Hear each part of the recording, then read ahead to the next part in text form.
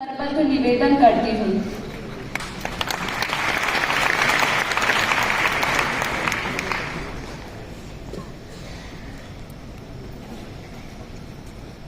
इस समारोह में उपस्थित शिक्षा मंत्री श्री धर्मेंद्र प्रधान जी, कुलपति प्रोफेसर श्रीनिवास वरखेड़ी जी, कार्य परिषद के सदस्यगण, आचार्यगण, विश्वविद्यालय प्रबंधन की टीम के सदस्यगण एवं सभी कर्मचारीगण, अभिभावकगण एवं प्रिय विद्यार्थियों, देवियों और स्वजन, भगवतान विश्वविद्यालय देववाणी संस्कृतस्य अस्माकं संस्कृतेः संरक्षणं प्रसारं च करोति। अतः अस्य विश्वविद्यालयस्य दीक्षांत समारोहे अगत्य अहम् अति प्रसन्नताम् अनुभवामि।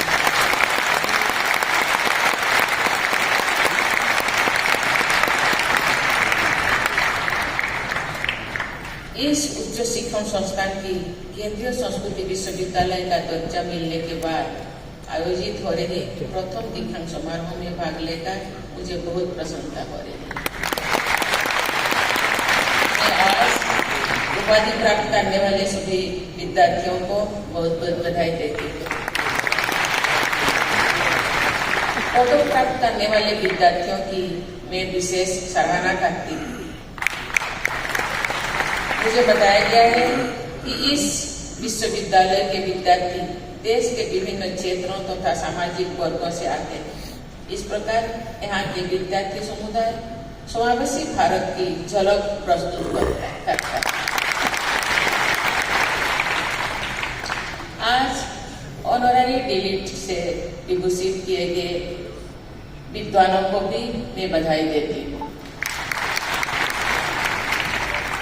इन विद्वानों ने देशवाणी संस्कृत की लंबे समय तक सेवा और उपासना की है। इन विद्वजनों से प्रेरणा लेकर हमारे युवा विद्यार्थियों को भी निरंतर स्वाध्याय और सृजन के प्रति उन्मुख होना चाहिए। प्यारे विद्यार्थियों, भारतीय संस्कृति के प्रति गौरव की भावना हमारी राष्ट्रीय चेतना का आधार है। हमारे देश की समृद्ध संस्कृति का बोध होने पर सहज ही गौरव का भाव जागता है। हमारी संस्कृति की विरासत संस्कृत भाषा में संचित है, संरक्षित है। इसीलिए संस्कृत भाषा में उपलब्ध सांस्कृतिक चेतना का प्रसार करना राष्ट्र सेवा है।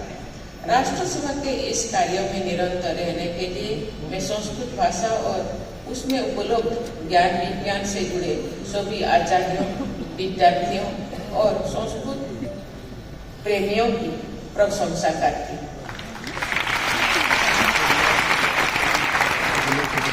आपके विश्वविद्यालय के कुलगीत में प्राचीन बौद्ध परंपरा के साथ साथ नवबौद्ध शौध परंपरा को आगे बढ़ाने का संकल्प व्यक्त होता है। परंपरा को महत्व देते हुए आधुनिक ज्ञान विज्ञान के क्षेत्र में विद्यार्थियों को आगे बढ़ाना राष्ट्रीय शिक्षा नीति 2020 का एक प्रमुख उद्देश्य है। ऐसा करके हम अपने समृद्ध भारतीय ज्ञान परंपरा से लाभ उठाते हुए 21वीं सदी की चुनौतियों का सामना करने में सक्षम युवा पीढ़ी का निर्माण कर सकेंगे। राष्ट्र का स्थान केवल बुद्धि में नहीं बल्कि हृदय में भी होता है। राष्ट्र की अवधारणा जितनी बोधगम्य है उससे अधिक भावगम्य है। राष्ट्र प्रेम की भावना की सबसे उदात्त अभिव्यक्तियां संस्कृत भाषा में प्राप्त होती हैं। महर्षि वाल्मीकि ने रामायण में जन्मभूमि अर्थात स्वदेश को अपने अमर शब्दावली से स्वर्ग से भी श्रेष्ठ बताया, जैसे कि जननी जन्मभूमि स्वर्गादपि गरीयसी।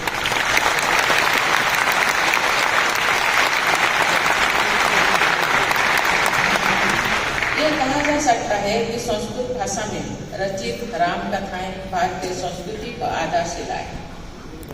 जो भारत माता पराधीनता की बेड़ियों में जकड़ी हुई थी, तो महर्षि अरबिंदो ने संस्कृत भाषा में ही भवानी भारती नामक ग्रंथों की रचना करके अपने उत्कट राष्ट्र प्रेम से सभी को प्रेरित किया था।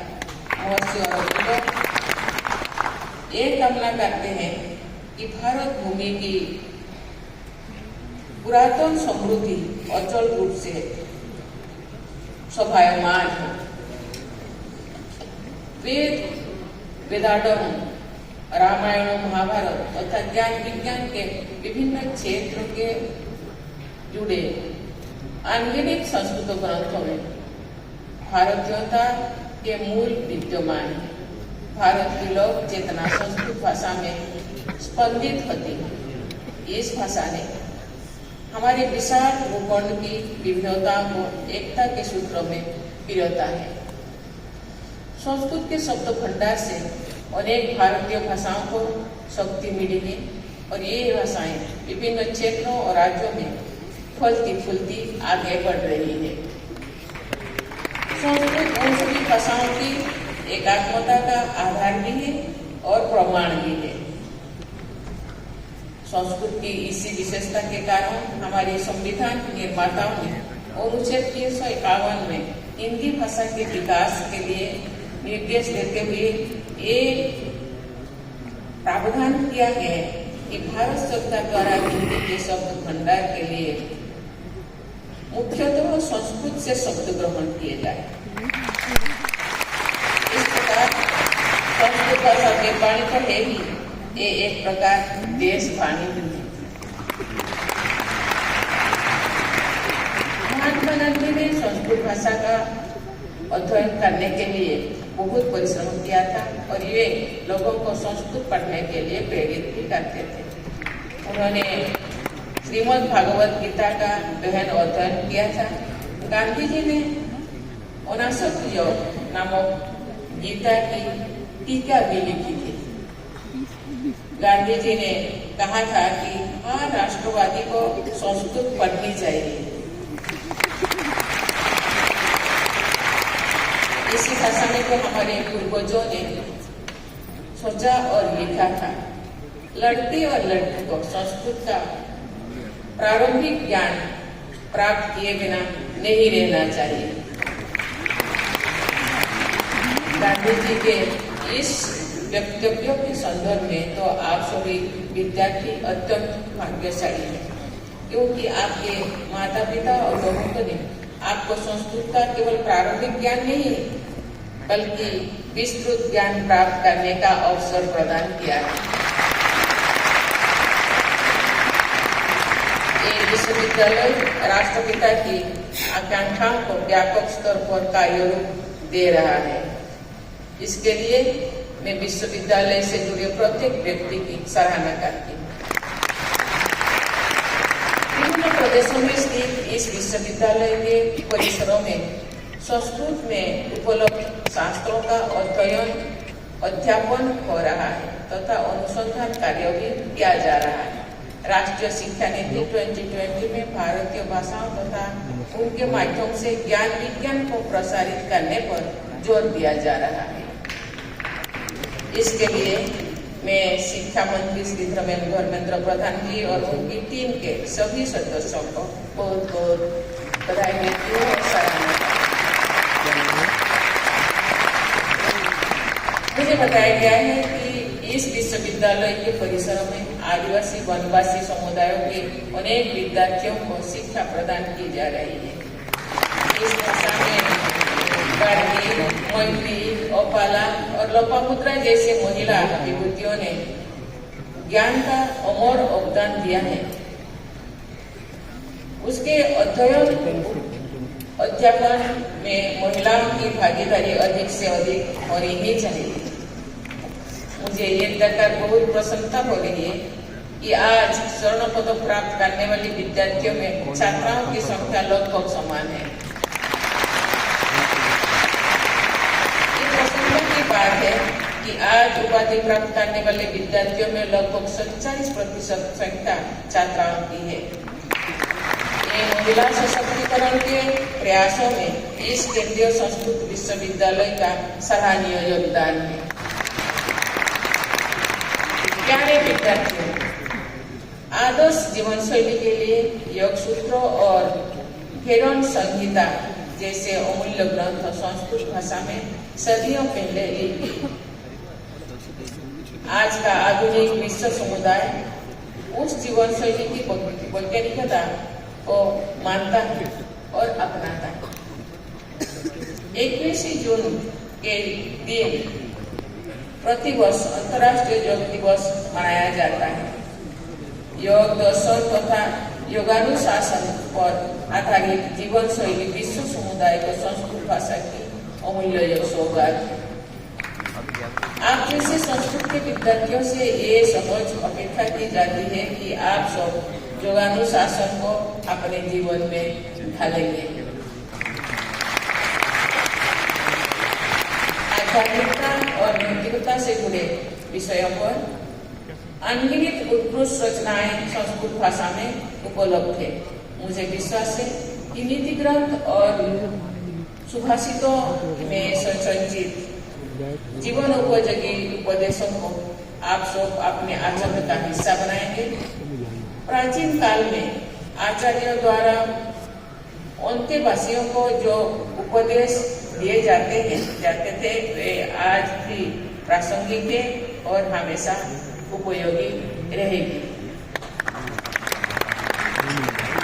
सत्य बोलना, नैतिकतापूर्ण आचरण करना, स्वाध्याय में प्रमाद न करना, कर्तव्यों से विमुख न होना तथा मंगलकारी कार्यों के प्रति सचेत रहना आप सबका संकल्प होना चाहिए। ऐसे करके आप अपनी प्रतिभा के साथ न्याय कर सकेंगे और अपने कर्तव्यों का निर्वाह करने में सफल होंगे। संस्कृत भाषा का एक लोकप्रिय कथन मुझे अत्यंत प्रिय है और उसका उल्लेख मैं करना चाहती हूँ। भारतस्य प्रतिष्ठित संस्कृतम संस्कृति ही कथा, अर्थात भारत की प्रतिष्ठा के दो आधार स्तंभ है।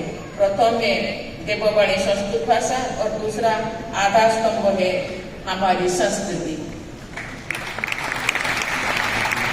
मुझे विश्वास है कि केंद्रीय संस्कृत विश्वविद्यालय के आप सभी विद्यार्थीगण संस्कृत भाषा और भारतीय संस्कृति की श्री बुद्धि करते रहेंगे। संस्कृत भाषा में संचित हमारी अनमोल विरासत को मजबूत बनाते हुए आप सब विकसित भारत के नवनिर्माण में महत्वपूर्ण योगदान देंगे। इसी आशा के साथ मैं आप सबके स्वर्णिम भविष्य की मंगल कामना करती हूँ और अपने वाणी को विराम देती हूँ। धन्यवाद।